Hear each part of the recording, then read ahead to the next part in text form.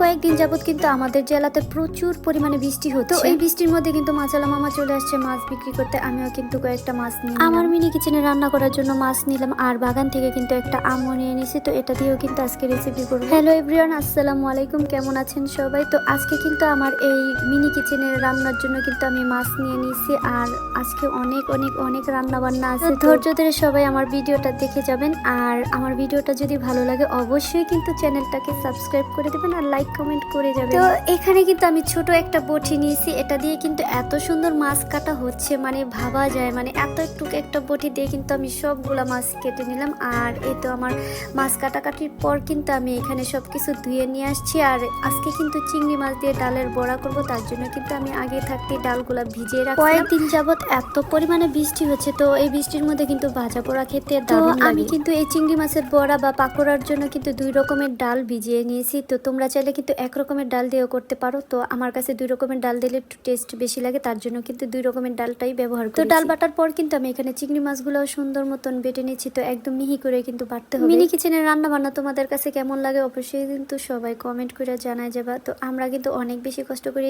Mini কিচেনে রান্না করি, কারণ মিনি কিচেনে রান্না করাটা কিন্তু এতটাও সহজ না। প্রচুর কষ্ট করে যাচ্ছি, জানি না কবে সফল হব। তো তোমরা যদি লাইক কমেন্ট শেয়ার করে পাশে থাকো তাহলে কিন্তু আমরা এগিয়ে যেতে পারি। আর তোমাদের একটা লাইক কমেন্টে কিন্তু আমাদের অনেক অনেক অনেক বেশি অনুপ্রেরণা দেয়। তোমাদের সাথে কথা বলতে বলতে কিন্তু আমার ডাল বাটা শেষ, তারপরে কিন্তু পেঁয়াজ আর কাঁচামরিচ আর একটুখানি রসুন বাটা দিছি, মানে বেটে নিয়েছি। আর এদিকেই দেখো আমার মালবেরি গাছে কিন্তু অসময়ে মালবেরি পেকে গেছে, তার মধ্যে কিন্তু আমি কয়েকটা পেরে নিয়ে আসছি। কিছু কিন্তু গোছানোর পর আমি চলে আসছি সরাসরি আমার মিনি কিচেনে রান্না করতে। তো প্রথমে কিন্তু চালগুলা আমি একটু দেখে নিলাম যে চালগুলার মধ্যে কোনো ময়লা আছে কিনা, আর কুলা দিয়ে ঝাইরা নিলাম। একটা হাঁড়িতে কিন্তু আমি পানি বসাই দিছি, এটাতে কিন্তু এখন ভাত রান্না করব। তো চালগুলা কিন্তু ভালো মতন ওয়াশ করে নিয়েছি। আর পাশে কিন্তু একটা কড়াই বসাইছি, ওটাতে তেল দিয়ে দিছি। এখানে কিন্তু আজকে যে আমি পাকোড়াটা বানাবো এটা কিন্তু আমি ভালো মতন মেখে নিচ্ছি। তো এখানে হলুদ মরিচ আর একটুখানি লবণ দিয়ে কিন্তু মাখিয়ে নিলাম। এখন ছোট ছোট করে কিন্তু আমি বড়াগুলো ভেজে নেব। তো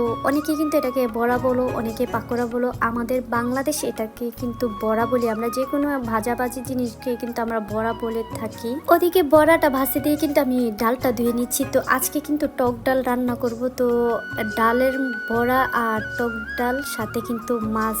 তো আজকের খাবারটা কিন্তু অন্যরকম হতে যাচ্ছে, একেবারে কিন্তু বাঙালিয়ানা খাবার রেডি করছি আজকে। তো খাবারটা কিন্তু আমার অনেক অনেক অনেক বেশি ভালো লাগছে, কারণ রান্নাগুলা কিন্তু একদম পারফেক্ট ভাবে করেছি। আমার অনেক অডিয়েন্স কিন্তু বলে যে আপু রান্না করে কি করে, এগুলা কি ফেলে দাও নাকি? আসলে এগুলা কিন্তু আমরা খাই, অনেকেই জানে না, হয়তো মনে করে যে এগুলা খেলনা পাতি বা অসুন্দর করে রান্না করে তার জন্য খাওয়া হয় না। আসলে কিন্তু এটা আমরা একদম পারফেক্ট ভাবেই রান্না করি, সিদ্ধ করি, সবকিছু ঠিকঠাকই করি, তার জন্য কিন্তু এগুলা সব। তো প্রথমে যে বড়াগুলো দিয়েছিলাম সেই বড়াগুলো কিন্তু একদম মচমুচে হয়ে গেছে, তো সেগুলা কিন্তু নামিয়ে নিলাম। পাখিগুলা দিয়েও কিন্তু আমি ভেজে নেব। আর এদিকে কিন্তু আমার ভাতটা হয়ে গেছে, তো ভাতটা এখন আমি মার গেলে নেব। এই তো একদম পারফেক্ট ভাবে কিন্তু ভাতটা সিদ্ধ হয়েছে। তো এই ভাতটা দেখে কি মনে হয় যে এটাতে চাল আছে, যে এটা সিদ্ধ হয় না, এটা কি খাওয়া যাবে? ভাতটা নামানোর পর কিন্তু আমি এখানে ডালটা বসিয়ে দিছি। তো আজকের রান্নাগুলো একদম সিম্পল, তো অনেক সময় নিয়ে রান্না করছি যাতে একদম পারফেক্ট ভাবে। মাছটাতে ভালো মতন করে হলুদ মরিচ আর লবণ মিশিয়ে নিচ্ছি। আর ওদিকে কিন্তু আমার ডালটাও বলক আইসা পড়ছে। তো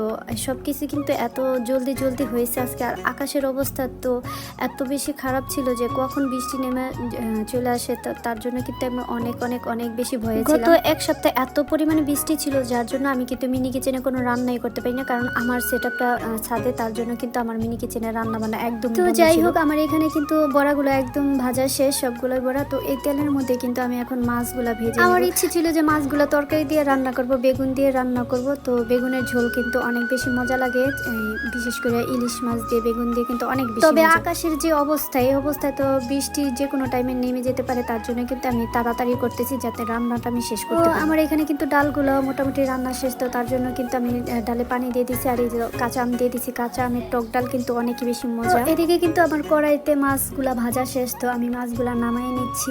আর আরেক পাত্রে যে মাছগুলো আছে এগুলো দিয়ে দিলাম। তো আজকের মাছগুলা কিন্তু একদম সময় নিয়ে, একদমই সময় নিয়ে নিয়ে ভাজছি যাতে মচমচা হয়, আর মচমচা ভাজা মাছ দিয়ে কিন্তু ভাত খেতে দারুণ লাগে। তো এই তো আমার ডালের ঘুটনি দেওয়া শেষ, মানে ডালটা একদম নরম হয়ে গেছে। তো এখন মাছটাও কিন্তু ভাজা শেষ, মাছটাও নামে এখন কিন্তু ডালটা বাগার দিয়ে দিব।